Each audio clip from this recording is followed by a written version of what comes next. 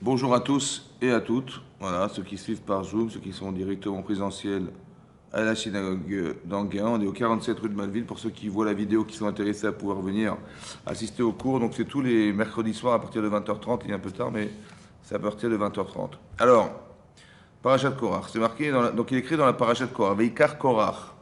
A pris Korach ben Yitzhar ben Kat ben Evi. Korach était fils de Yitzhar, fils de Kehat, qui lui-même était fils de Kehat, les fils de Lévi.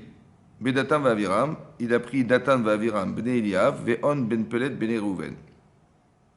Vayakumu lifne Moshe, Vayanashim ibn Israël, Chamishim Mataim Nesieda, Kriemodan Shechem.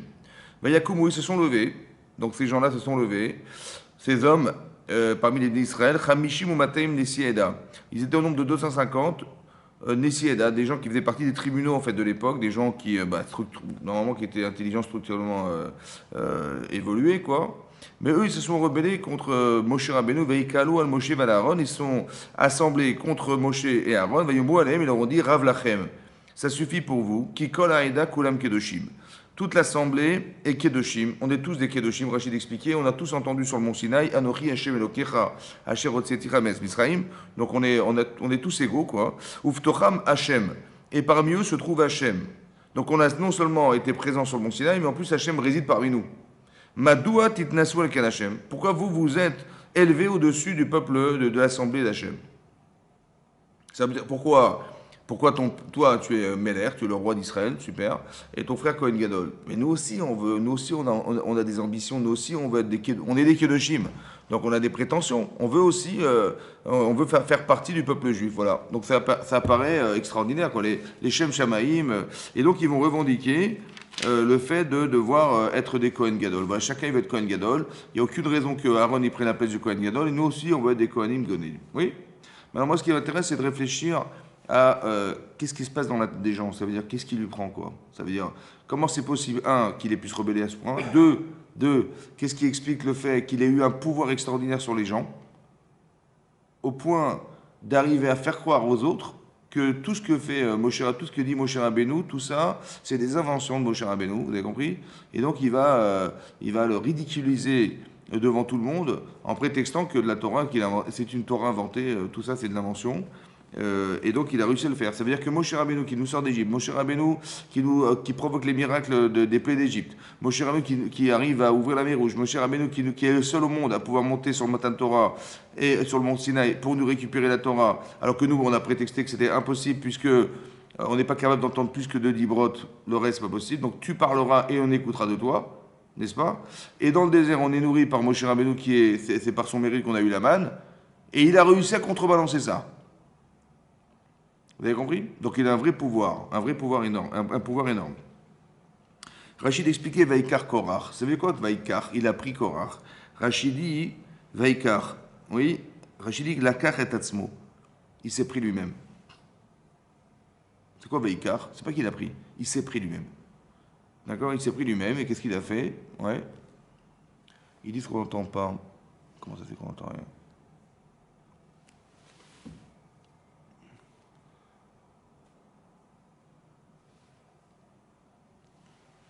Bon, je sais pas. Vous entendez? Ils disent qu'on n'entend pas. Et donc, Oui, on entend. ah très bien. Et donc Vaikar, il s'est pris lui-même. Ça veut dire quoi il s'est pris lui-même? Il s'est marginalisé.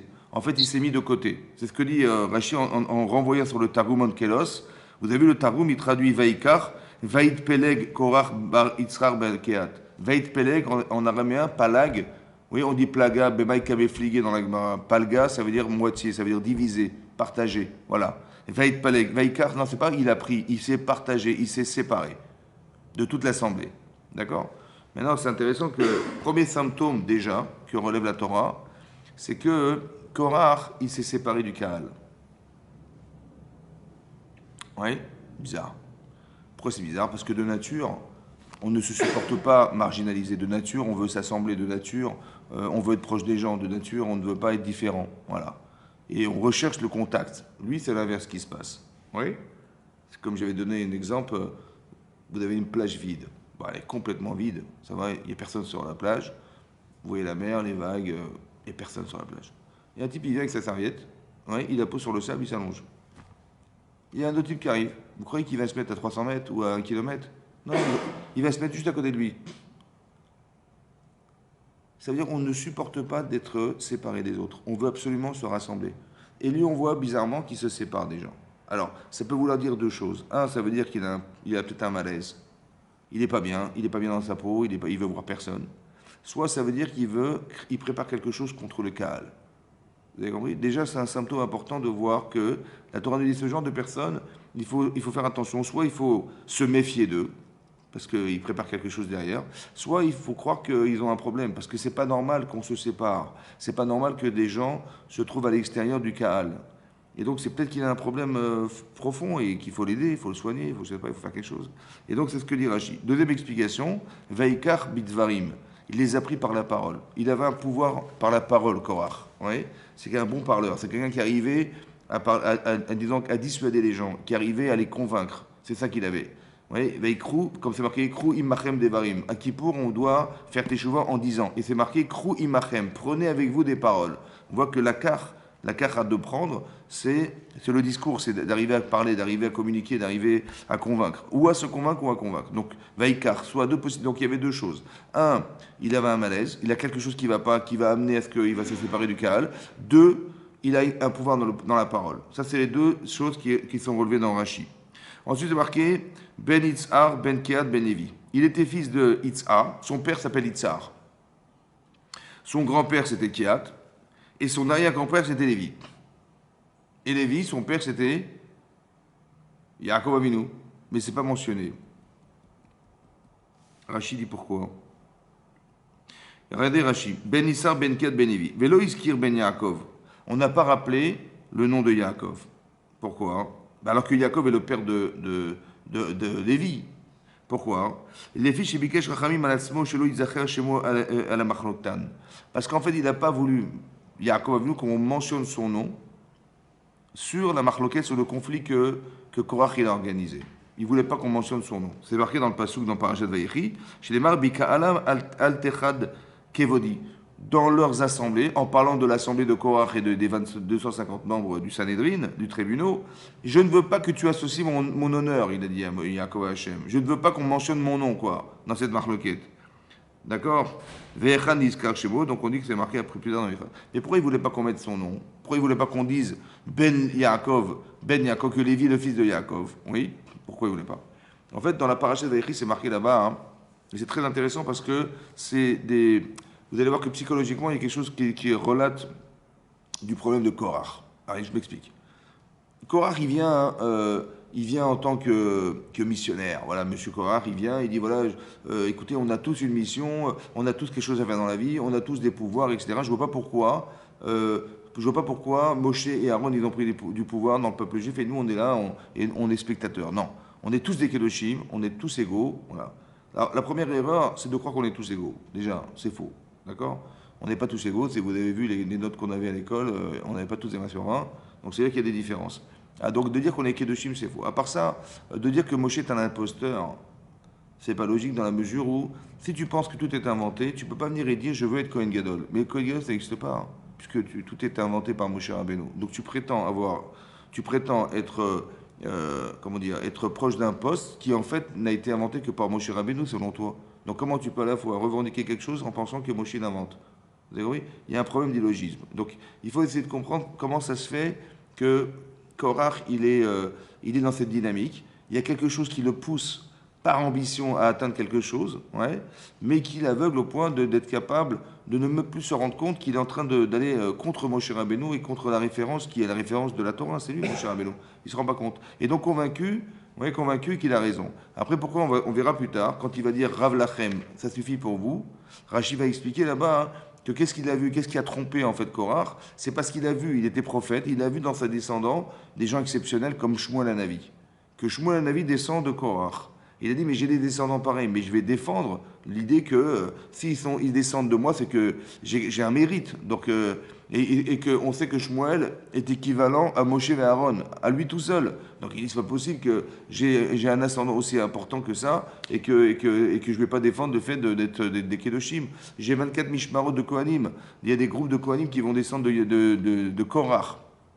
Il dit, mais si je ce mérite-là, c'est sûr que c'est engendré par moi, c'est impossible autrement, donc il faut que je défende le fait que je dois atteindre quelque chose, c'est sûr et certain. Et il se bat, en fait, en pensant en l'Echem Shamaïm, il le fait pour Hachem, en fait, en faux, on verra qu'il le fait pour lui. C'est ça qui est important de comprendre, en fait, on peut avoir une démarche dans la vie, mais au fond, on ne sait pas, au fond, est-ce que c'est pour Hachem qu'on le fait ou on le fait pour soi-même. C'est ça qui est compliqué. Mais on va voir que cette problématique, on va la retrouver quelque part. Je m'explique.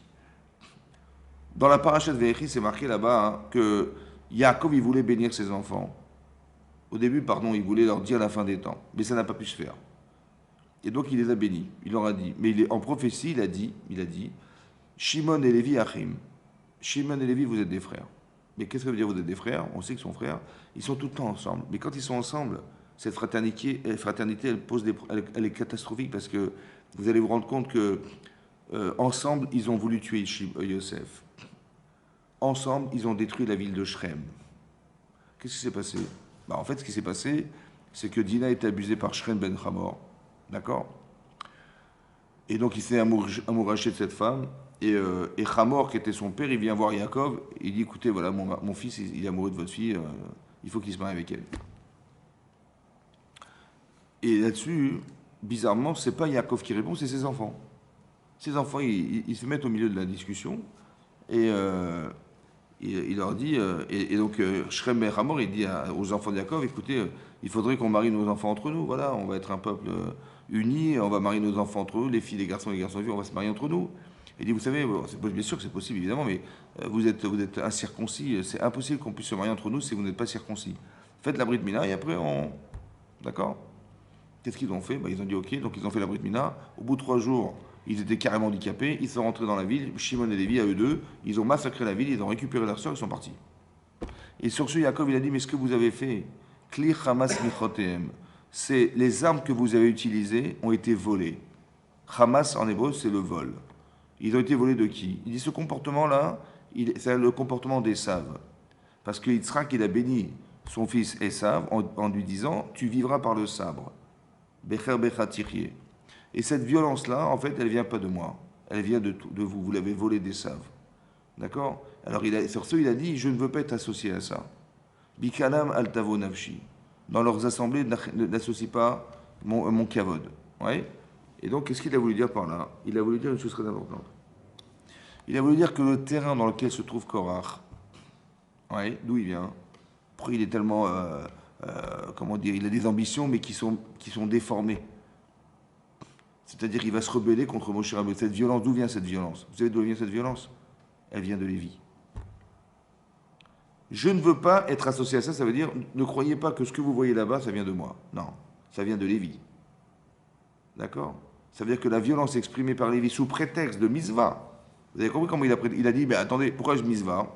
Parce qu'un ben noir, quelqu'un qui est un ben noir, s'il pratique un acte interdit, un acte sexuel interdit, il est condamné à mort. Et les gens, puisque dans les lois de noir, il y a aussi le fait de pouvoir juger, d'installer des tribunaux.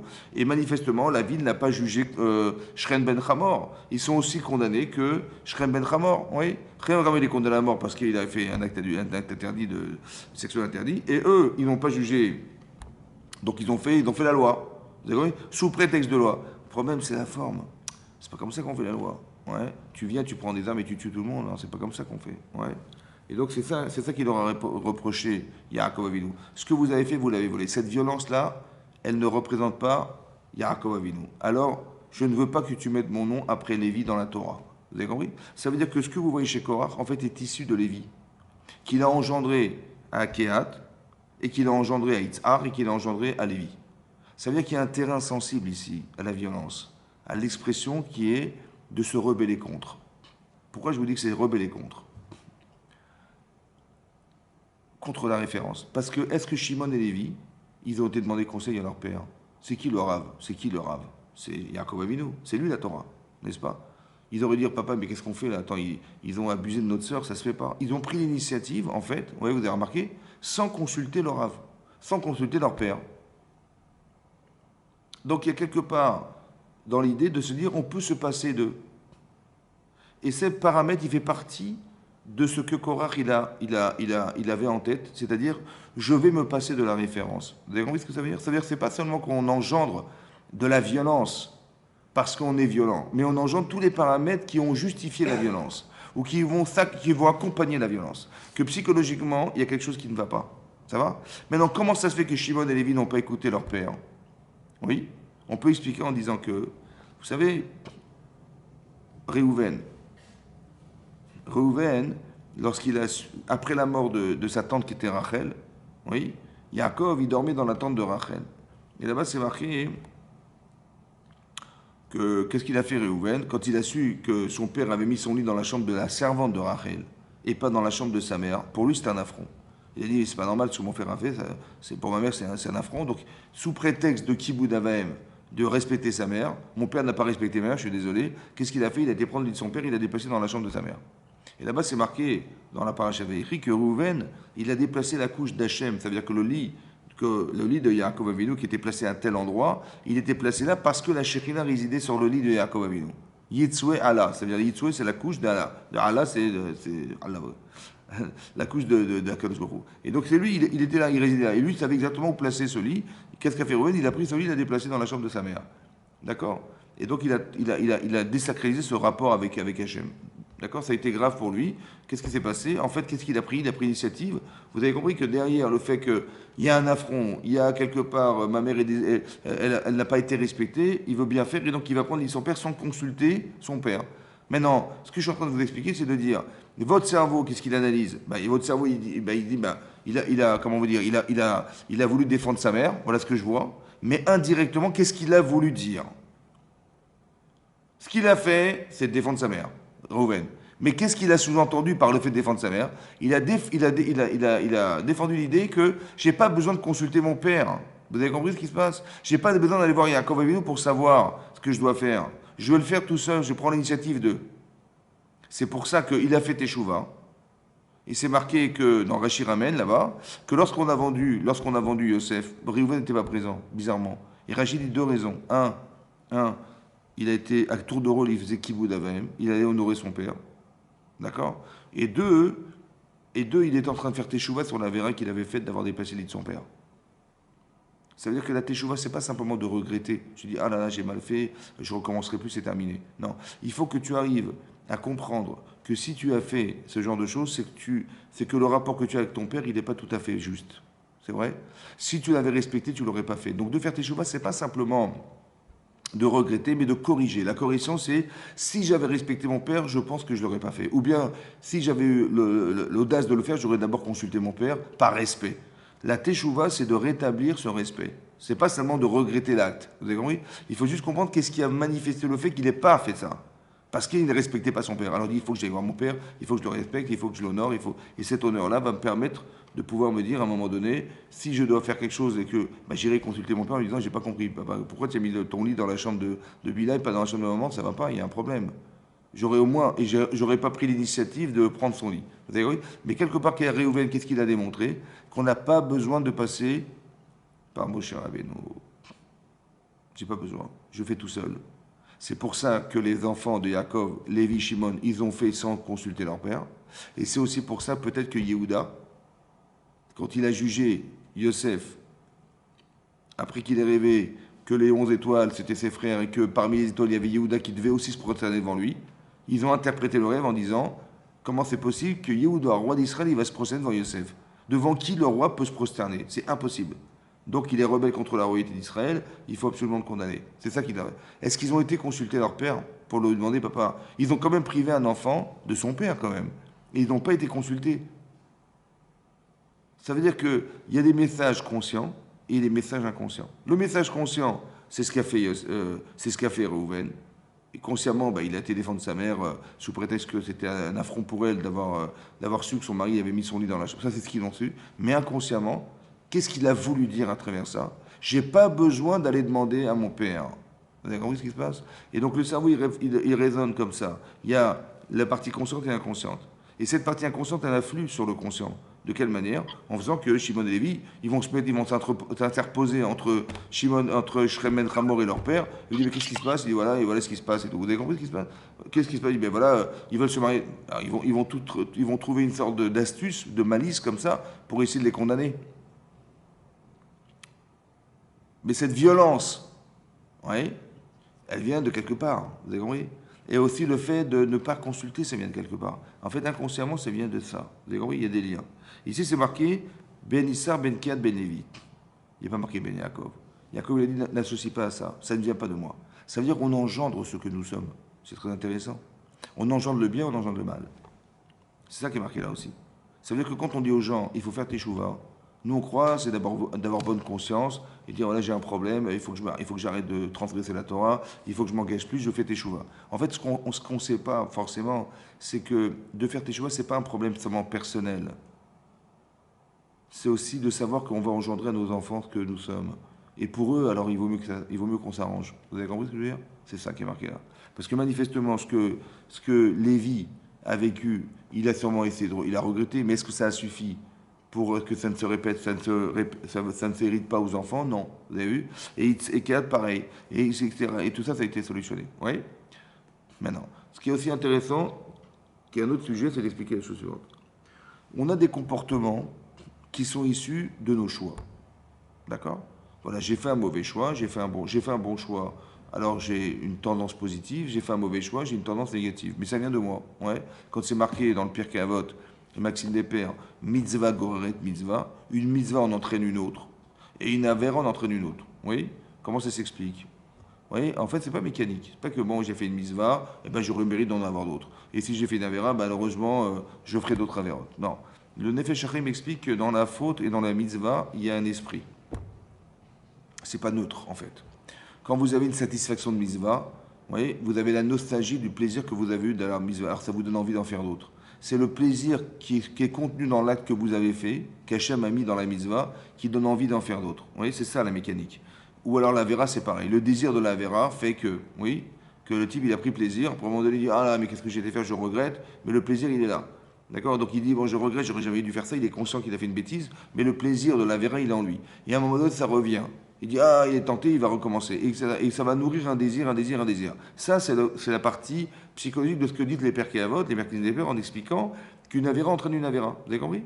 Donc ça veut dire que c'est pas neutre. Maintenant, si je vois que j'ai une tendance qui ne vient pas de mes actes, vous avez compris?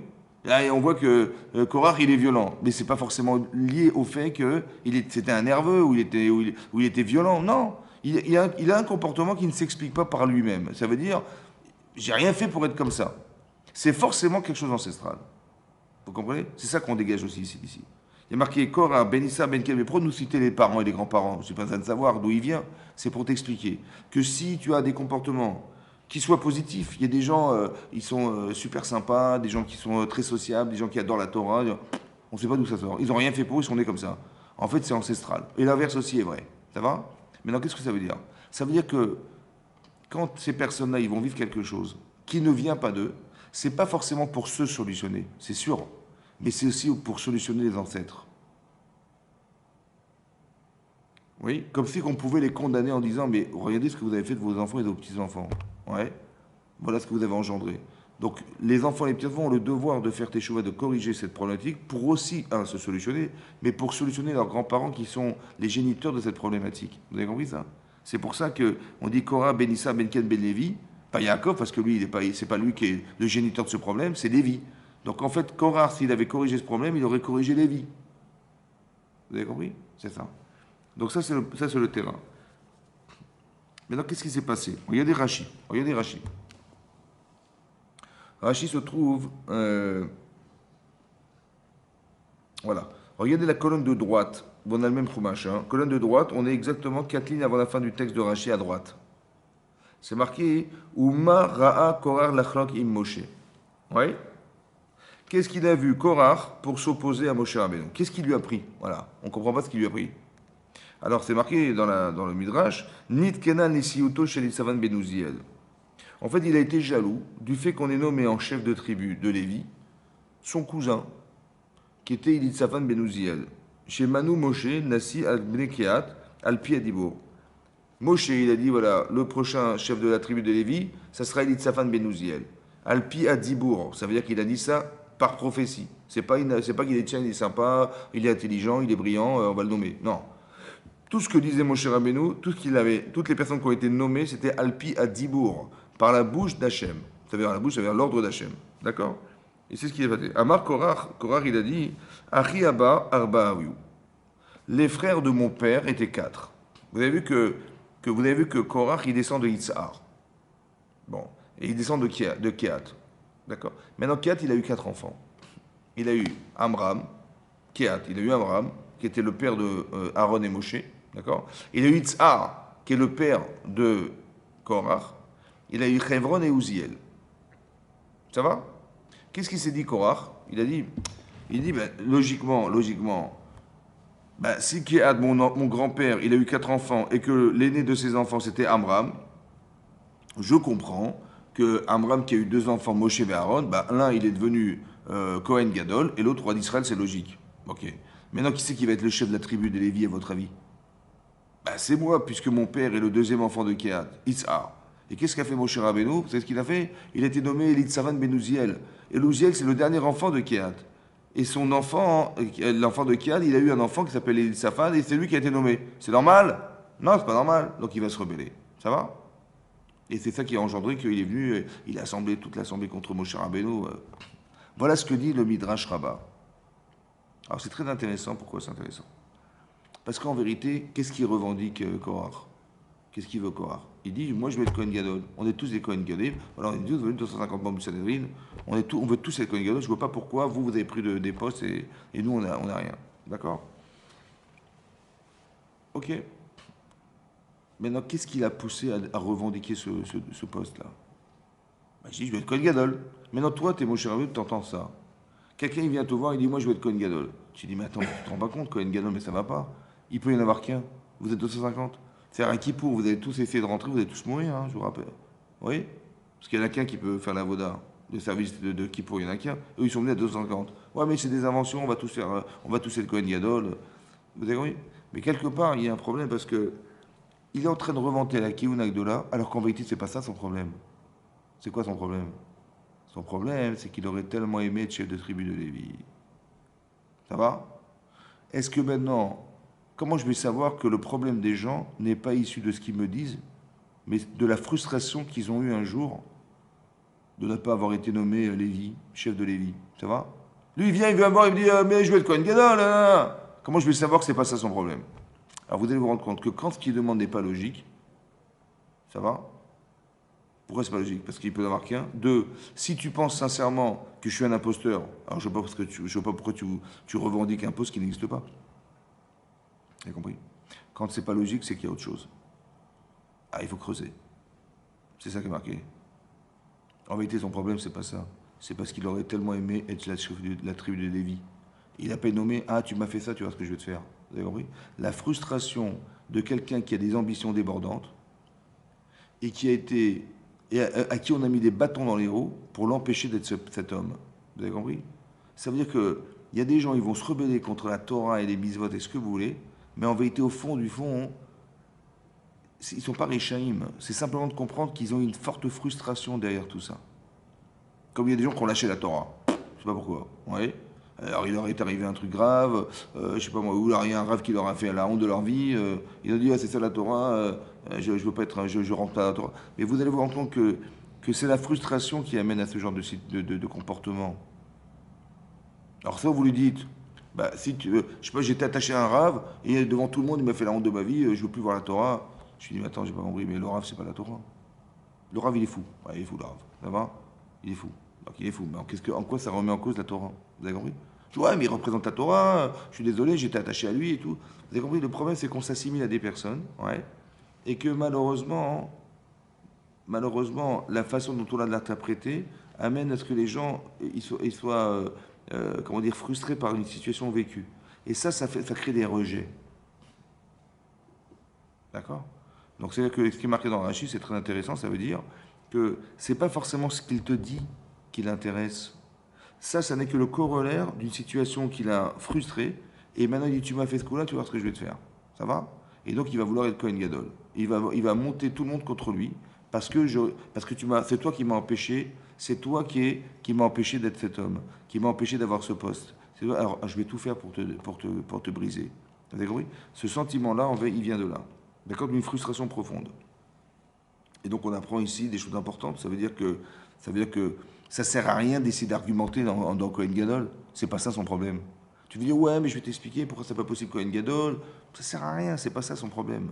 Son problème, il est plus profond que ça. Il est au niveau d'une frustration personnelle.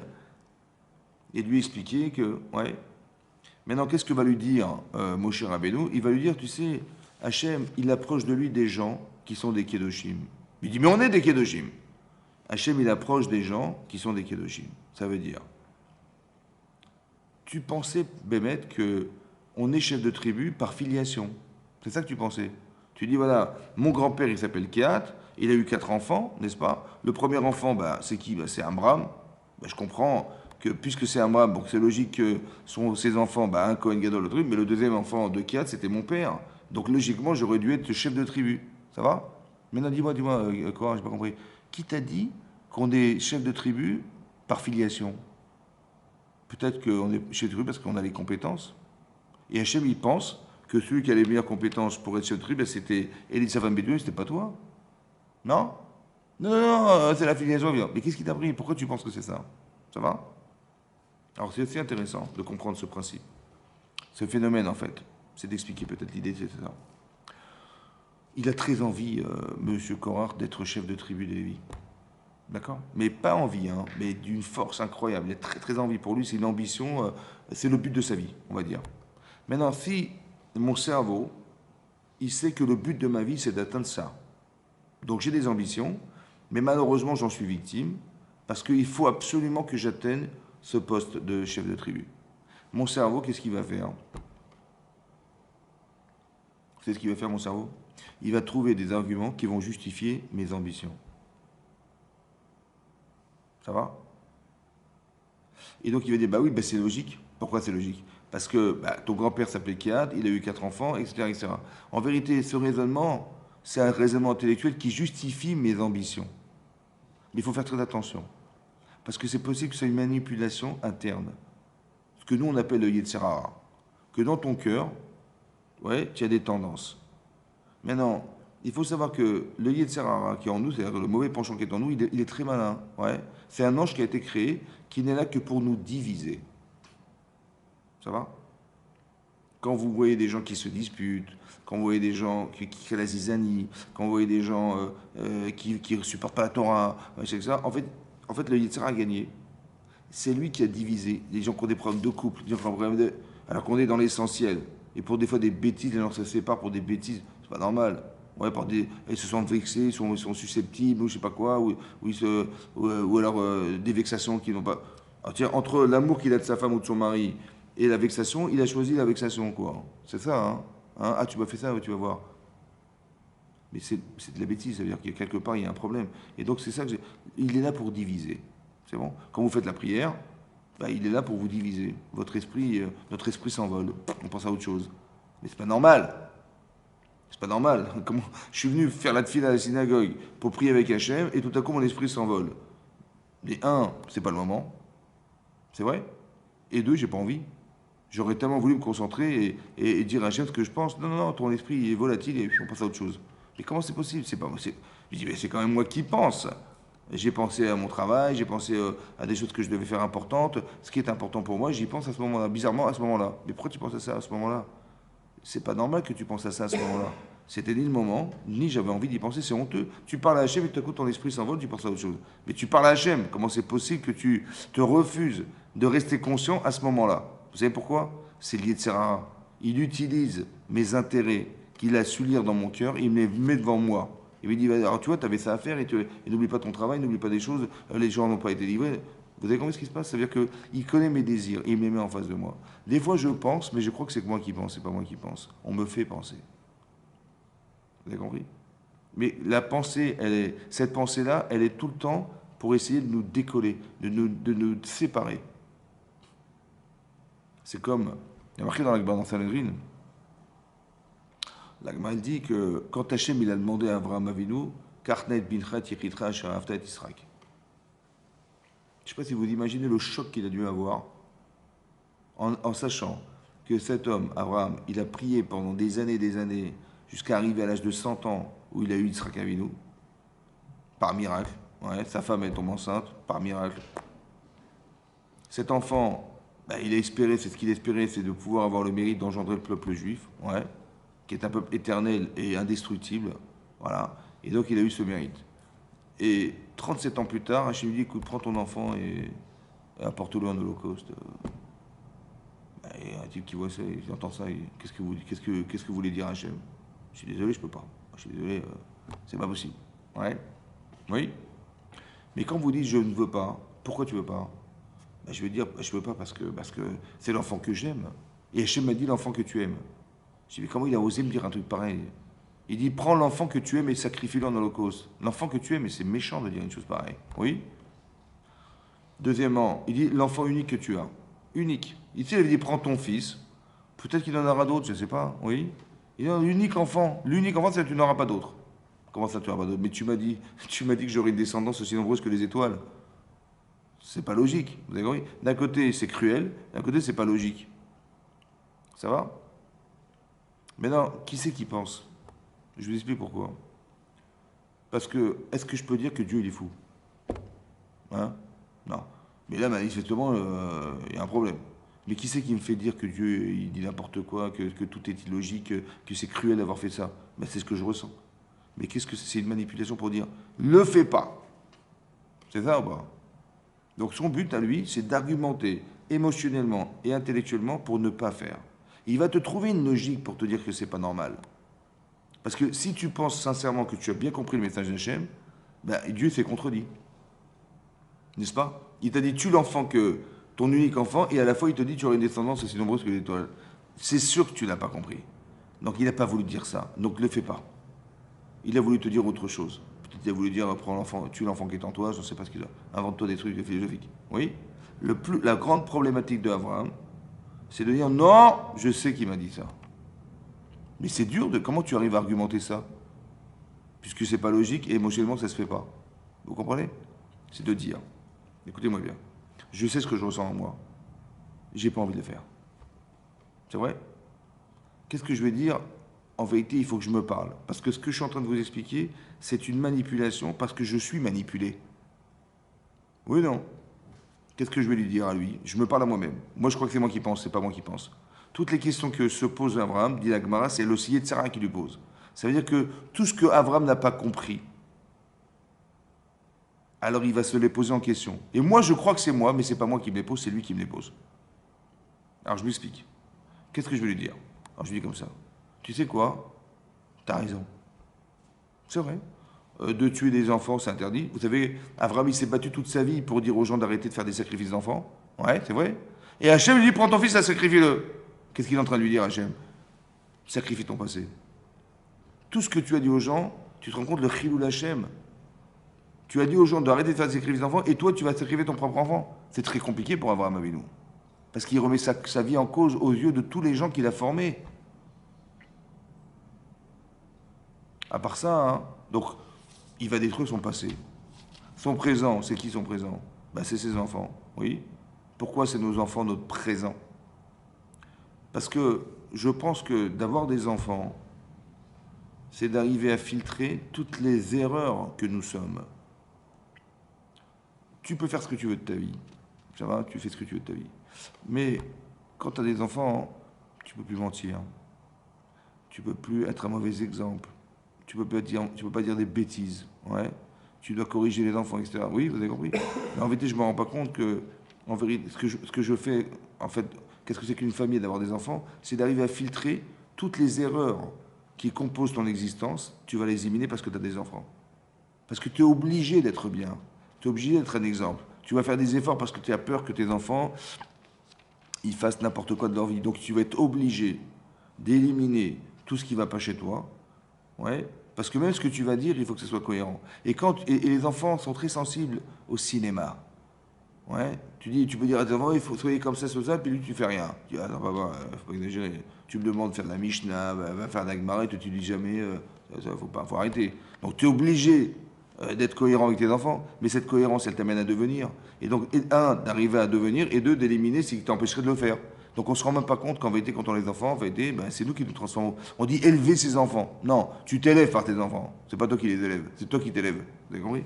Mais ce qui est intéressant, c'est que On devient par notre, donc son présent d'ailleurs Abraham, c'est son enfant. Et son futur, après sa mort, c'est son fils qui va continuer. Donc son passé, c'est son fils, son présent, c'est son fils, et son futur, c'est son fils. Donc en sacrifiant son fils, il sacrifie toute sa vie. Et je me dis, sacrifie ta vie, quoi. Mais bien sûr qu'il va refuser. Comment je vais réussir à argumenter pour accepter ce qu'Hachem me dit? Oui? Alors, l'argument, c'est de dire comme ça. Écoute, tu as raison. Franchement, tu as raison. C'est logique. Mais tu as raison humainement. C'est-à-dire que si tu penses, si je pense que tu as raison et que je dois refuser, c'est que Dieu a eu tort. Oui ou non? Mais est-ce qu'Hachem a eu tort? Non. Donc la logique, c'est de dire, en fait, il a eu raison. Hachem, il a voulu que je croie en lui. Mais je crois en lui, ça veut dire que je n'ai pas la prétention de dire que j'ai compris Hachem. Parce que tu as compris qu'il t'a dit une folie, quoi. Ouais. Mais si tu disais, c'est-à-dire que Dieu, il est complètement déséquilibré. Mais c'est faux. Donc ça veut dire qu'il a voulu me dire autre chose. Il a voulu me dire, mais crois en moi au-delà de ta conception. C'est ça qu'il a voulu me dire. C'est là qu'Avraham, il devient Mahamin. Il devient croyant. Parce que la croyance, c'est pas de croire en toi. C'est de croire en lui. Et de croire en lui, ça veut dire, au-delà de ta conception personnelle, tu dis, mais moi, j'aurais me fait ça. Mais si tu as demandé, c'est qu'il y a une logique. Cette logique, elle te dépasse. Mais c'est la sienne. Donc si tu veux qu'on se retrouve, dit Hachem, il faut que, pas que tu m'enfermes dans ce que tu crois de moi, mais d'accepter que j'hésite au-delà de ce que tu conçois. Vous avez compris ça? C'est ça qu'il propose. Mais ça, ce que je vous ai donné cet exemple pour vous dire que l'Yetzirah, il veut détacher Abraham de cette mitzvah. Il fait tout pour l'empêcher d'atteindre ça. Donc quand vous sentez en vous quelque chose qui vous empêche d'atteindre quelque chose, oui, c'est forcément l'Yetzirah. Et c'est peut-être ça que Korach y croit que, mais c'est pas possible. Il va m'empêcher d'être un homme exceptionnel, alors que j'ai une descendance exceptionnelle. Il a compris le Yetzirah, hein, il comprend ça, mais il croit que Moshe il est contre lui. Alors que c'est l'inverse. Vous avez compris ce que je veux dire? C'est pour ça que quand je réfléchis comme ça, c'est qu'il y a forcément un terrain. Et ce terrain, ça peut être soi, ou ça peut être les ascendants que nous avons qui nous ont entraînés dans cette perspective de vie. Vous comprenez ce qui est marqué là? Vous avez compris? Ça veut dire qu'il faut être sensible à ça. Que des fois, on a une démarche, oui, et on croit qu'on fait bien. Et en fait, on s'est trompé. Parce qu'on n'a pas eu peur de ce qu'on a pensé. Je m'explique. Vous avez entendu ce qu'il a dit, là, Korach? Il a dit, mais on est tous des Kedoshim. Il n'a pas parlé qu'à vous, hein. Hachem, il a parlé aussi à nous. Vous entendez ce discours? Il n'a pas parlé qu'à vous, il a aussi parlé à nous. Ça va? Et nous aussi, on a entendu sur Mont Sinaï, Anochi Hachem Elokecha, Shirot Setzira Me'az Misraïm. Nous aussi, on a entendu. Donc, je ne vois pas pourquoi on n'aurait pas des privilèges comme vous avez des privilèges. C'est ça qu'il a dit. Qui c'est qui a parlé comme ça? Ça vous dit quelque chose ou pas? Non? Quand Myriam, elle a fait du lachonara sur son frère, vous vous rappelez ou pas? Elle a pensé bien faire. Pourquoi? Parce que Tzipora, qui était la belle-sœur de Myriam, elle dit, quand elle a su que Eldad ou Medad, ils prophétisaient dans le camp, elle dit, je plains leur femme. Comment ça tu plains leur femme? Je dis, je les plains parce que quand on est prophète, on quitte sa femme. Je lui dis, n'importe quoi. Mais oui, parce que Moshe, il m'a quitté, ça y est, on n'est plus ensemble. Comment ça, il n'est plus ensemble? Oui. Il dit, sous prétexte de prophétie, il s'est séparé de toi. Arbe Moshe libère Hachem. Mais tu crois qu'il a parlé qu'à Moshe Rabbeinu? Hachem, il nous parle aussi à nous. Oui. Mais moi, je suis prophétesse, il m'a jamais demandé de me séparer de mon mari. Et mon frère, j'ai été consulté à Aaron, je lui ai demandé, mais dis-moi, il t'a demandé de te séparer de ta femme? Il dit, non, jamais de la vie. Ça va? Donc, et donc, elle a essayé d'intervenir pour essayer de sauver le couple de son frère. C'est clair ou pas? Ça, c'est ce qu'elle a dit. C'est bon ou pas? Ah, tu crois qu'il parle qu'à moi? Il parle qu'à Moshe Rabbeinu, Hachem? Mais il nous parle aussi à nous. Et donc, elle a été... ça va? Qu'est-ce qu'elle a dit? Elle a dit, mais mon frère, qu'est-ce qu'elle a dit? Elle a dit, mais il s'est trompé. Bien sûr que... du moins, mon frère, il s'est séparé de ça.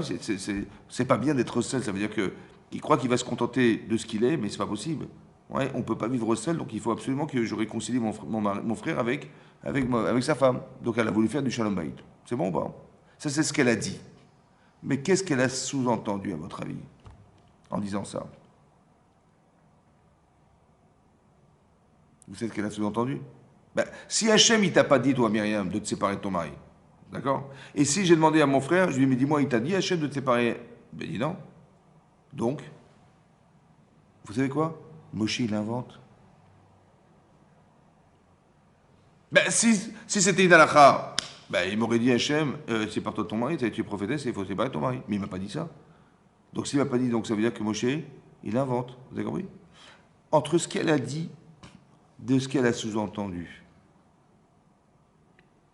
C'est très intéressant que vous compreniez que votre cerveau, en fait, il entend des sous-entendus.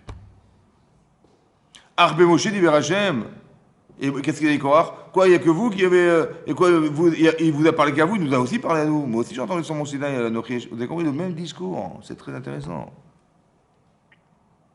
Quand Hachem, il a fait qu'elle a eu la tsarat, comment elle s'appelle, Myriam, elle était lépreuse. Ça vous a pas choqué, vous, que tout le monde l'a su? Non? Parce que c'est marqué dans la Torah qu'on aurait dû voyager, mais on n'a pas pu voyager parce qu'il fallait attendre, comment elle s'appelle, Myriam. Elle était Metzorat Keshalei, elle était lépreuse. Et donc on a dû attendre une semaine, Myriam. Ça va? Mais dites-moi, entre nous, elle a fait du Lachonara, ok, vis-à-vis de Moshe Rabbeinu. Bon, bah c'est un problème familial, entre trois personnes. Bon, elle aurait eu la tsarat, elle aurait compris qu'elle a fauté, ok, elle aurait fait échouer sur sa faute. Mais ça serait resté là. Non, non, non, non, tout le monde a su. Mais quelle honte elle a dû avoir dans sa vie, cette femme. C'est honteux, non? Non? C'est juste ou c'est injuste? Hein? Mais c'est injuste. Qu'est-ce qu'il a voulu, Hachem, en faisant ça? Il a voulu marquer. En fait, il a voulu marquer du fer rouge. Il a voulu mettre très fort la punition pour éliminer l'inconscient. C'est-à-dire l'inconscient de ceux qui avaient compris que finalement il s'est trompé, mon cher Rabbeinu. Vous avez compris ce que je veux dire? Parce que consciemment, tu entends que Moshe s'est séparé de sa femme, et donc Myriam, elle a tout fait pour essayer de réconcilier Moshe avec sa femme, c'est ce qu'elle a voulu faire. Mais inconsciemment, en vérité, elle a dit, mais Moshe, il invente des histoires, il invente des choses, des lois. Vous avez compris? Mais cette façon de réfléchir, ça va engendrer que les Méraglim, ils vont pas consulter Moshe Rabbeinu non plus à cause de ça. Parce qu'on peut se passer de ses conseils, etc., etc. Vous avez compris? Le Mekoshéchetsim, il s'est suicidé carrément, lui. Qu'est-ce qu'il a fait, celui qui a ramassé du bois, là? Il a dit, voilà, on a fait le veau d'or, les Israël, ils ont perdu la sensibilité de la Torah, ouais, il faut absolument que je fasse un truc qui va les marquer. Qu'est-ce qu'il a fait? Il a dit, il a été Mechalel Shabbat, devant témoin. Il a transgressé Shabbat devant témoin. Et donc il a été jugé, condamné à mort. Mais il a fait ça, genre, pour montrer que la Torah c'est très très important. Il est mort pour ça, lui, hein. Vous avez compris, pas? Je dis, mais pourquoi t'as pas été voir Moshe Rabbeinu avant de faire ça tout seul? Parce que Moshe, il invente. Je ne peux pas lui faire confiance. Vous avez compris ce qui se passe? Pourquoi tu n'as pas eu consciemment le réflexe d'aller voir Moshe Rabbeinu? Je dis, écoutez, qu'est-ce que vous en pensez, Rav? J'ai envie de faire ça pour marquer le truc. Il aurait dit, mais n'importe quoi, c'est la source, c'est interdit. Mais pourquoi tu n'as pas été le voir? Vous savez pourquoi? J'ai pas besoin d'y aller. Vous avez compris ce qui se passe? Parce que Moshe, il invente des lois. Donc il invente, moi aussi j'invente. Vous avez compris ce qui se passe? Korach, c'est pareil. Mais tout ça, peut-être que c'est issu de là. Et ça peut nous permettre de comprendre pourquoi des fois Hachem, il fait des choses qui nous paraissent anormales. Parce qu'elle a vécu quelque chose qui est anormal, je suis désolé. Il fallait que tout le monde puisse l'entendre. Que tout le monde qui a entendu le message, il y a une partie inconsciente qui s'appelle Moshe, il invente des lois. Il fallait qu'elle reçoive un honnête pour dire non, non, c'est faux. Et donc quand on a vu la punition du Lachonara, ça va aussi avoir pour conséquence inconsciente de dire elle a eu tort. Elle a eu tort de se mêler de son frère et elle a eu tort de croire que, vous avez compris, c'est jusque là que ça va. Pourquoi je vous dis ça? Parce que la Gemara dans Rosh Hashanah, elle explique comme ça. Vous savez qu'à Rosh Hashanah, on sonne du chauffard. Mais de quel animal? Du bélier. Parce que le bélier rappelle la Hakedat Israq, le sacrifice d'Israël.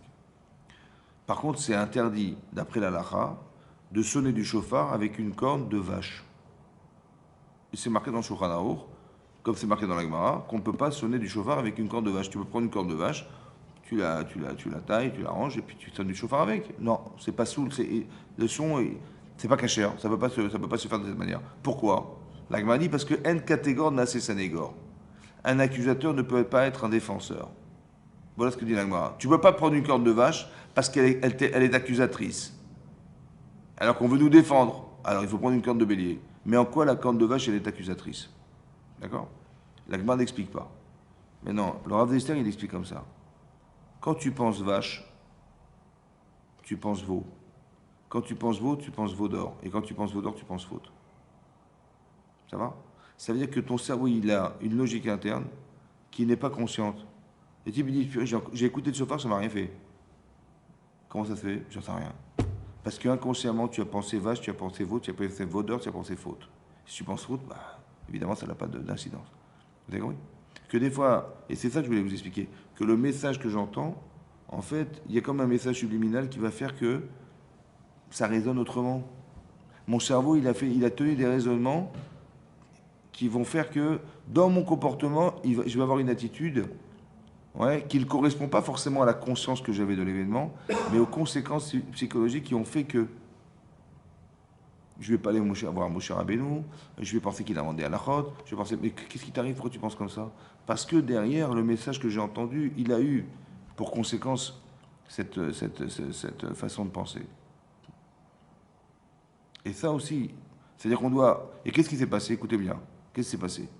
Qu'est-ce qu'a dit Hachem à Myriam? Il a dit comme ça, Madoua lo yiritem le daber. Pourquoi vous n'avez pas eu peur de dire? Toi, tu as été voir ton frère, Aaron, et tu n'as pas eu peur de dire. Pourquoi tu n'as pas eu peur? C'est quoi, tu n'as pas eu peur de quoi? Tu as dit de parler contre Moshe Avdi, mon serviteur. C'est bon? Avdi, Moshe Avdi. Bah, évidemment que Moshe est le serviteur, et le serviteur est Moshe. Pourquoi Hachem, il a eu besoin de répéter, de faire un peu de redondance en disant Avdi, Moshe, mon serviteur Moshe. Alors Rachid expliquait comme ça. Écoutez bien. Moshe Rabbeinu, est-ce que tu es au niveau de ton frère?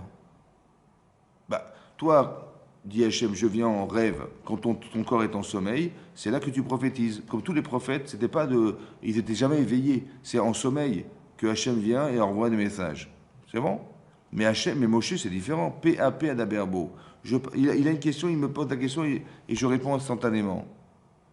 Est-ce que vous êtes du même niveau? Non. Pour prétexter et dire, mais est-ce que Hachem, il parle qu'à Moshe Rabbeinu? Mais il nous parle aussi à nous. Si vous étiez égaux, j'aurais compris. Mais vous n'êtes pas égaux. Donc tu aurais pu avoir peur en disant, peut-être que c'est différent pour lui, on n'est pas les mêmes. T'as pas eu peur de dire? T'as pas eu peur de croire que vous n'étiez pas égaux, hein? Si tu avais eu cette peur, tu te dis peut-être que c'est différent pour mon frère. Ça, c'est une chose. Deuxième chose. Avdi, mon serviteur. Écoutez bien. Si tu avais été logique en te disant, mon frère, il a eu tort de se séparer de sa femme. Oui, donc il est en faute. Il est en faute. Mais s'il est en faute, Hachem, il peut lui parler. Or, tu vois qu'il lui parle. Pourquoi tu n'as pas eu peur de dire en sachant qu'Hachem, il continue à parler? Ça veut dire que tu prétends que même Dieu s'est gouré, quoi. Vous avez compris? Si tu avais été logique, tu aurais dit, tiens, c'est bizarre, il lui parle. Et moi, je crois que mon frère est en faute. Donc, ça aurait dû te remettre en question. Pourquoi tu n'as pas eu peur de dire? Pourquoi tu n'as pas eu peur de dire? Ça veut dire que si tu avais été logique, tu l'aurais jamais fait. Et si tu avais été conscient de la différence entre toi et ton frère, tu l'as jamais fait non plus. Tu as compris ça? C'est ça qu'Hachem lui dit. Madoua! Et eux, c'est pareil. Il dit, Lama titnasua qu'à Hachem. Pourquoi vous êtes monté au-dessus de Dieu? Ouais. Au-dessus de la Kila de Dieu. Ouais. Ça veut dire que derrière, il y a des similitudes. C'est très intéressant. Que tout ça, ça peut amener à ça. Mais si on n'a pas conscience soi-même, alors au moins qu'on puisse le savoir par les autres. Parce qu'il y a tellement de partis pris dans la vie, vous savez. Il y a des gens, quand on leur fait des reproches, ouais, ils se vexent. Ils disent, mais attends, qu'est-ce que tu me racontes, n'importe quoi. En fait, on est attaché à soi-même. Là, ce qui est très important, c'est d'avoir l'humilité de se voir. Soit je l'ai, soit je ne l'ai pas. Et si je ne l'ai pas, je suis content que quelqu'un puisse me dire. Parce que moi, je ne suis pas capable de voir, mais lui, il a vu. Vous avez compris? J'ai l'honnêteté de me dire, j'ai peur de me tromper, j'ai peur de mal agir. Ça va? J'ai peur d'avoir des ambitions tellement énormes que j'en suis victime. Je ne veux pas en être victime. C'est-à-dire que je suis boosté par des ambitions, c'est vrai, Mais il ne faut jamais que ton ambition, elle t'handicape au point de croire que tout ce qui va, toutes les personnes qui vont te faire obstacle, tu vas les éliminer. Vous avez compris ce que ça veut dire? Ça, c'est interdit, ça. Par contre, l'ambition, tu dois en avoir, évidemment. Parce que tu n'aurais jamais atteint ce niveau si tu n'avais pas été ambitieux au départ. Mais de dire, ah, mais il faut absolument que j'atteigne ce que j'espère atteindre, ça, c'est pas dans tes mains. Donc tu dis, bah, si j'ai pas atteint ce que j'ai atteint, c'est pas grave. Parce que l'ambition que j'ai eue m'a permis d'atteindre quelque chose, qu'Hachem, il me donnera autre chose, c'est pas grave. Oui. Mais là, tu vois bien que ça t'a amené à de la kina, de la jalousie. C'est pas bon, ça. Ça va? Que ton ambition t'amène à te couper des gens, ton ambition t'amène à te frustrer, à te couper des autres, que ton ambition, ça c'est pas bon ça. Ça veut dire que tu es manipulé. Donc on apprend la Torah pour nous faire comprendre que essaie d'analyser ton comportement et essaie de comprendre que si dans ton attitude tu te sépares, c'est pas normal. Vous avez compris? C'est pour ça que la haine gratuite ça a détruit le Beth Amikdash parce qu'il il a gagné. Vous avez compris? Que la Avodazara c'est de se passer du bon Dieu. Donc il a gagné de nous couper d'Hachem. Il a gagné. Bon, c'est pour ça. Il a gagné les tzara. Quand l'adultère, c'est d'aller prendre la femme de l'autre. Tu lui prends sa partie la plus spirituelle de sa vie. Parce que si tu trompes la femme de l'autre, ben, elle ne pourra pas rester mariée avec cet homme. Et c'est terminé. Ça y est, c'est fini. Ce projet, il a disparu. Vous avez compris? Autant que Shfichut Damim. Je le tue, ça veut dire il n'a plus la capacité corporelle de se déplacer parce que je l'ai tué. Mais tous ces comportements, c'est de séparation. À chaque fois, c'est d'expliquer que ça, il a gagné. Quand tu vois que tu te sépares des autres, quand tu vois que tu te sépares de toi-même, quand tu vois, c'est qu'il y a un problème. Il faut savoir, c'est des symptômes. Vaïkar Korach. Il parle sous prétexte de misva, mais en vérité, il sépare les gens de Moshe Rabbeinu. Quand les Meraglim, sous prétexte qu'il fallait quand même qu'on aille vérifier la terre d'Israël, ouais, qui est-ce qui habite là-bas? Mais est-ce que vous vous rendez compte que si on était rentré en Israël, ça aurait été une boucherie, non? Vous vous rendez compte ou pas? Il y avait des géants, ils vivaient dans les fortifieries. Heureusement qu'on a été. Mais vous avez mon discours. Mon discours, c'est de dire, mais je vous réconforte, hein, vous avez bien fait, Mazal Tov, hein, superbe. Mais je ne me rends même pas compte que je suis en train de vous dire quelque chose qui est l'inverse de ce que j'ai jamais espéré. Tu dis, mais comment ça, espérer? On va quand même pas rentrer en Israël, ça va être une boucherie. Ce raisonnement-là, il est faux. Vous savez pourquoi il est faux? Parce qu'Hachem, il sait combien tu mesures. Tu mesures 1,80 m. Bon, mais il mesure 1 km. Donc il sait pertinemment que tu ne pourras jamais te battre. Oui ou non? Donc soit Dieu il est fou, soit, quand tu vois dans ta vie que tu ne peux pas réaliser ce qu'Hachem te demande, c'est qu'il t'a rien demandé. Il t'a juste dit, et le courage de rentrer, et moi je ferai le reste. C'est ça la logique. Alors que tu penses que la logique c'est de dire, tu vas rentrer, tu vas te faire massacrer. C'est vrai ou pas? Mais si tu penses ça, c'est que Dieu, il est ou Dieu n'existe pas, ouais, ou bien il est complètement, il n'est pas en mesure de pouvoir te dire, de voir que tu es incapable de faire une chose pareille. Vous avez compris ce que je veux dire? Si tu étais logique, il y a deux formes de logique. Soit de dire, waouh, Dieu nous a demandé un truc impossible.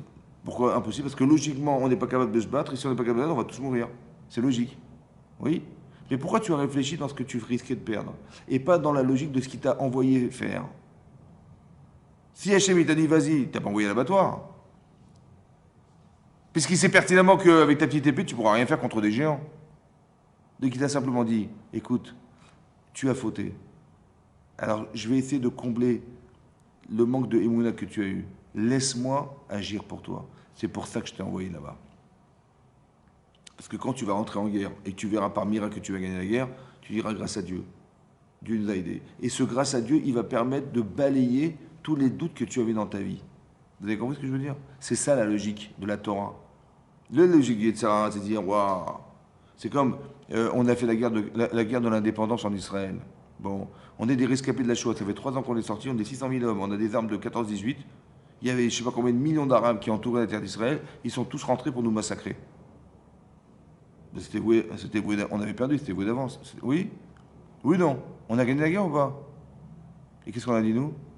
On a dit, ouais, soit ils sont bêtes, ils ne savent pas se battre, soit on a dit, on est des héros. Où est-ce qu'il est Hachem? Nulle part. Après, il y a eu la guerre de Kippour, il y a eu la guerre je sais pas, la guerre de 6 jours. Il y a la guerre en Ukraine, ça fait 4 mois que ça dure, et on n'arrive pas à s'en sortir, et nous, en 6 jours, on a gagné la guerre. Au lieu de dire, mais grâce à Dieu, Hachem, qu'est-ce qu'il voulait en fait? mais c'était peine perdue, hein. C'était impossible de gagner.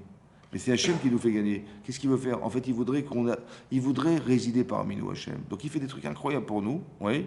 En vérité, dans l'intérêt de... Et nous, qu'est-ce qu'on dit? Oh, on a la meilleure armée, on a les meilleurs espions, on a les meilleurs machins, on n'a rien compris, vous avez compris ce qui se passe? Le Yitzhara, il dit, mais regarde ce que tu réussis à faire. Kol hakavod.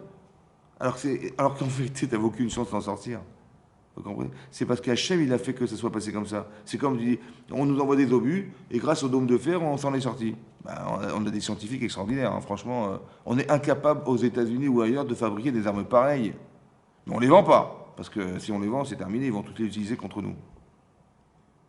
Il dit, mais heureusement qu'on a des scientifiques ou des gens qui sont spécialisés dans l'armement. Hein? Alors qu'en vérité, mais c'est Hachem qui t'a sauvé la vie, mon chéri. Vous avez compris la logique? Ça veut dire, au lieu de dire, mais grâce à Dieu, Hachem, dans toute sa modestie, il a mis qu'il y a un type comme ça, qui a trouvé ce système de dôme de fer pour nous protéger des obus qui auraient tombé sur Israël. Et donc il se cache derrière, lui, il dit, et nous, qu'est-ce qu'on a dit? Non, on a les meilleurs, on a les machins. Vous avez compris le problème? Cette manipulation, elle est dangereuse. C'est pour ça qu'il ne faut pas rentrer là-dedans. Quand tu entends ça, tu dis, attends, il y a un problème là. Mais étudier la Torah, ça nous permet de sentir ce genre de choses. De retrouver Hachem là où tu penses qu'il n'existe pas. Vous avez compris ce qui se passe? Korach, il est sûr et certain, mais en vérité inconsciemment, parce qu'il descend de Lévi, parce qu'il a entendu Myriam raconter des choses qui inconsciemment ont provoqué chez lui le fait de se passer de Moshe Rabbeinu et de prétexter que c'est un imposteur. Il a inventé que c'est mon petit cousin qui est le chef de la tribu de Lévi. Il a inventé. Mais d'où tu dis qu'il invente? Ben, un, parce que j'ai des ambitions, et deux, parce que Myriam, elle a dit que... Elle s'est gourée, c'est vrai, mais elle a dit, je suis pas sourd, elle a dit que Moshe l'invente. Mais le mal est fait, c'est fini, le mal est fait. Maintenant, le fait qu'elle ait été punie de cette avéra, ça devait pouvoir corriger cette problématique dans le cerveau. Mais ça n'a pas suffi. Les gens ne l'ont pas perçu. Raoult et la Kromoussar, ils ont vu, mais ils n'ont pas tiré de leçon. Ça veut dire, au lieu d'être critique sur les gens, tu dis, mais Myriam, c'est une sadéquette quand même. Comment ça se fait qu'elle est tombée dans ce panneau? Et quand tu commences à analyser, et tu te rends compte que c'est subtil. Vous avez compris ce que je veux dire? Voilà. Et quand c'est subtil, en vérité, c'était la solution à la problématique des Meraglim. Le Yetzerara, il est subtil. Le Lachonara, c'est subtil. Enfin, attention, sous prétexte de Misva, elle a dit, mais je vais sauver mon frère. Ouais. Comme j'ai réconcilié mes parents, parce que mes parents s'étaient séparés, et c'est moi qui suis intervenu auprès de mon père en lui disant, mais papa, tu fais pire que parents. Et mon père, il a dit, tu as raison, il s'est remis avec ma mère, et ils ont eu Moshe Rabbeinu. C'est-à-dire que la satisfaction qu'elle a eue de voir Moshe Rabbeinu, qui est né grâce à sa névoie, parce qu'elle a été prophétesse. Elle a dit, mais le sauveur d'Israël, il va naître dans notre famille. Et son père, il dit, tu as raison, c'est lui. Ouais. Et c'est grâce à elle qu'il est là. Vous imaginez la satisfaction personnelle ou pas? Et il se représente l'occasion de réconcilier son frère. Et mon frère, il fait la même erreur que mon père. Et Hachem, il m'a mis dans cette probabilité de pouvoir le sauver. Ben, je ne vais pas tenter, Vadaï. Et en fait, elle ne se rend pas compte. En fait, elle est prisonnière d'un désir qui, en fait, la tourne dans le... Vous savez, la manipulation, comment c'est extraordinaire. Pour ça, il faut faire attention. Il faut toujours avoir... C'est des niveaux extrêmes, hein, ce que je vous dis là, ce qui est marqué dans la Torah. Mais c'est de nous apprendre des mécanismes. On n'est pas des Moshe Rabbeinu, on n'est pas des Myriam, on n'est pas des Aaron, on n'est pas des Korach, c'est sûr. Mais on voit qu'il y a des choses qui, à leur niveau, et à notre niveau, ce sera pareil. Ouais, à notre niveau, il y a le Yetzer, comment il se manifeste. Vous avez compris? Et il ne faut pas tomber dans ces panneaux. C'est pas pour, la Torah ne fait pas du Lachonara sur Korach. Hein. C'est nous apprendre les erreurs. On tire des leçons des erreurs. Encore faut-il les comprendre. Et quand tu les as comprises, alors après, ta vie change. Ta façon de penser change. Tu sens des choses. Tu ne tombes pas dans des pièges. Tu ne tombes pas dans des... Voilà. Chazak ou Baruch. Merci beaucoup, Razak.